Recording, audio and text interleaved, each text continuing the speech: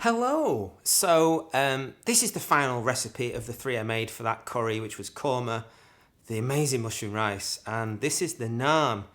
I had to incorporate loads of workarounds in it. I've not got a tandoor oven, I've not got one of those the sticky wok things where you heat it and then flip it over, not even got one of them.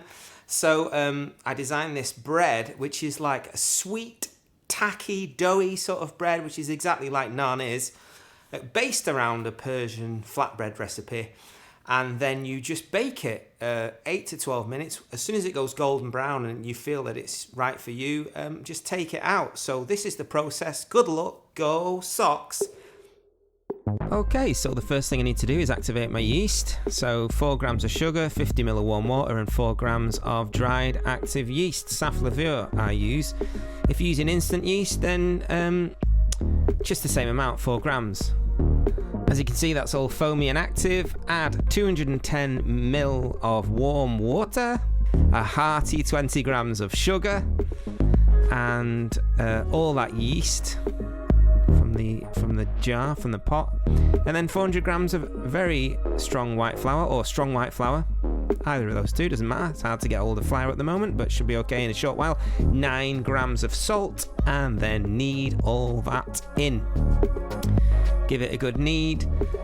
Usually takes about 8 minutes, like I say. Keep kneading it. It's quite sticky, this, because it's a good hydration level, so it's fairly sticky, and what you're effectively looking for, as always, is the window pane. Window pane effect. It starts to go quite silky, the dough, and then when you pull it apart, right now, you'll be able to see through it without it tearing apart, and that's the window pane effect. That is ready to go in the bowl and prove for, if possible, 3 hours. So basically, what it takes to sort of double in size. 3 hours later, we return to the very swollen dough and knock all the air out of it. Like you're playing the piano like a maniac. Knock all the air out. And we're just going to get ready to bake it now. So make sure your oven is at 220 degrees or higher if you can get it, 240. Cut a piece of dough off that you've just knocked down. Stretch it out into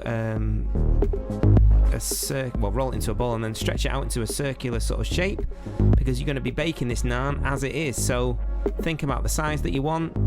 Think about the shape that you want. I find as well, if you leave sort of parts that are fairly thick, what me and my wife found was they were the best bits, because they were sort of the really tacky, doughy bits that you shoved in the korma. Don't pull it too thin. So there you go, I'm just pulling pieces across. This third piece that I cut out, I stretched across, and then I added a load of caraway seeds onto it, just for something slightly different. You can add cumin seeds, coriander seeds, whatever you want. After it's baked, you can paint it with butter and roasted garlic, all sorts of stuff with it. But basically what we're about to do now is, and this is why it's so unbelievably simple, pat that down.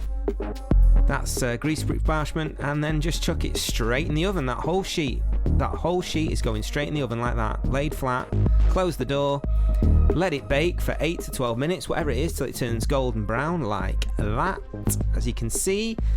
And wow, with that korma, it's absolutely off the scale. Good luck, ask any questions, stay safe, wash your hands, clean your teeth. Take care, bye.